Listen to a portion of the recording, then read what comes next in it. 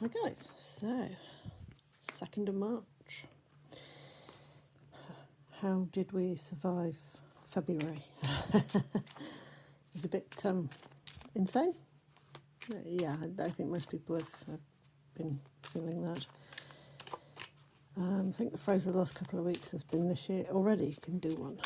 So, hey, now, whatever it was that we asked for on the new moon should be coming to fruition on the full moon, which is tomorrow, with an eclipse. So let's see how that one is going to treat us, shall we? So for this week we have, change. We have a lot of change coming up this week. Is this what you asked for during the new moon? A lot of the time it is very much a case of be careful what you ask for, because the universe has ways and means of making things happen, and sometimes those things they can feel destructive. They can feel as though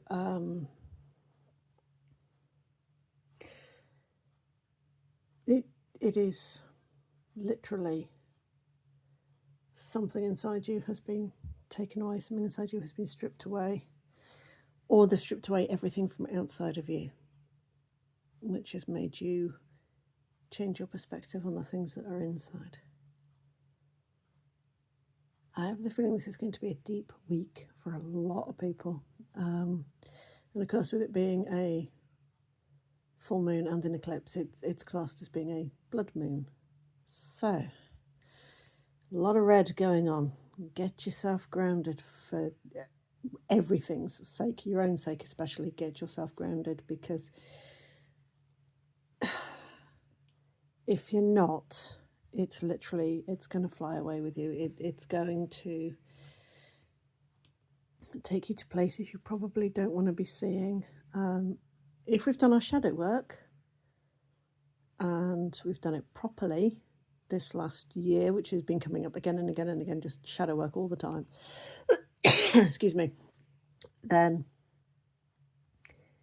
we should be in more of a position to be able to turn around and go, do you know what, this isn't as bad as I thought it was going to be. Again, depends how we react. There will always be change. And a lot of the time, the way we react to change is the only problem, is the way that we react to it. So expect things to be very unsettled this week. Don't forget we still have Mercury in retrograde as well. So we have a full moon lunar eclipse and a Mercury retrograde to deal with. This is why we're getting this card, because there is just so much going on at the minute. And it is all going to be good. It is all going to take away what doesn't need to be there. But in the meantime, we need to be willing to let things go. We need to be willing to step away from things, especially if they no longer serve us, because a lot of the time we don't take stock on what's around us and what we're doing with it and how we're using it and that sort of thing. So a lot of this one is going to be going, you don't need this, I'm taking it away. You don't need this, I'm taking it away. You might think you need it, so it's your attachment to it. Whatever it is, whether it's a person, a thing, a state of being, whatever, your attachment to that is what is going to cause the issues this week. So just let the universe do what it needs to do this week. Stop resisting, stop fighting, and let it get on with it. Okay, so then we have gift. So it is a good thing. I know a lot of us fear change. A lot of us don't deal well with change. And again, it is just our reaction to it that is causing the problem. But this is a little bit further down the line. You will actually see the change that has happened at the beginning of the week. You will actually see that change as being a good thing. You will be able to see the pluses and things that have come from it. Probably won't see it at first. And I get the feeling there's going to be a bit of a sort of, oh, why me, the FML, the woe is me kind of moment. But actually, if you get past that and think, do you know what? Obviously, I didn't need it. It doesn't serve me. Let it go. And once you can get to the point whereby you can turn and say, I let it go, that's your freedom. That is your way forward. That will be one of your gifts. And then we have haughtiness. So this one's been coming up a lot in individual readings recently. I think I've done 4 or 5 recently, and it's come up like 3 times. So be careful with the way you phrase things. Be careful with the way you say things, because a lot of the time it can come across as you think you know more than the other person. And that isn't always the case. You don't necessarily always think that, but the way that you've come out with something, somebody could rile to it. Now, it's probably them. It's probably their reaction to it, not yours. But being aware of other people, being aware that other people aren't as far along this path as I am, as you are, as other people that you know, that there are still people that are new on the journey. There are people that are yet to start out.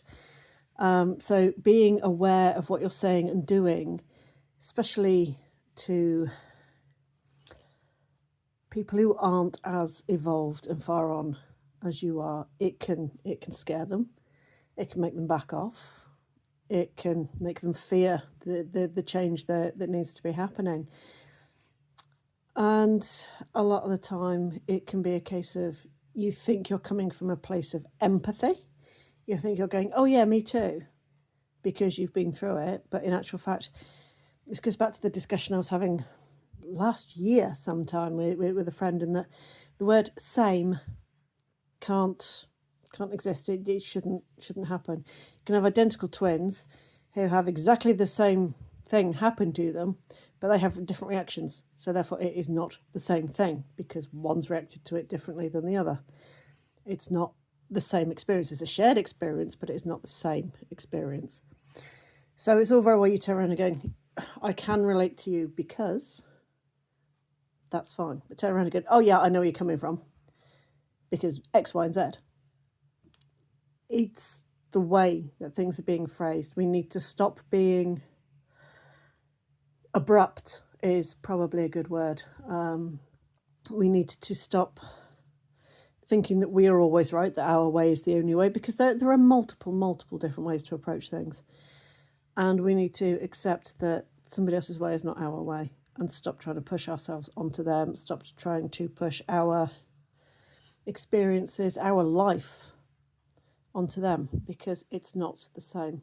The way we react to it emotionally, it's not the same. You can have the same parents, the same family dynamic, and still react to something totally differently to your sibling. It's just an individual thing. So being aware of that is another form of gift that is going to come out of this week. So checking yourself, not checking in on yourself, but checking yourself, vastly different things. So this is literally checking yourself at the door. This is the, what is it? Is it right? Is it true? Is it kind or something? It's effectively gatekeeping yourself. And you need to be aware that this is happening. You need to be aware that you do this. Perhaps it'll take somebody to turn around and go, are you aware you do this? And you'll go, oh, no, I'm not. And that'll be it. But if you have that level of self-awareness, if you should have that level of self-awareness, practice what you preach, okay? It is that simple this week. We need to keep things as calm as we can to let the universe change what it needs to change. And we need to watch ourselves. We need to effectively crane our own necks in, as the phrase goes. Excuse the beeping in the background. It's something in the kitchen. So this week we've got to play it a little simpler this week. We've got to be able to take a step back, be able to play it calmer, and watch ourselves, what we're saying and how we're saying it this week. Okay, guys, have a blessed lunar eclipse, and I will see you next week. Bye for now.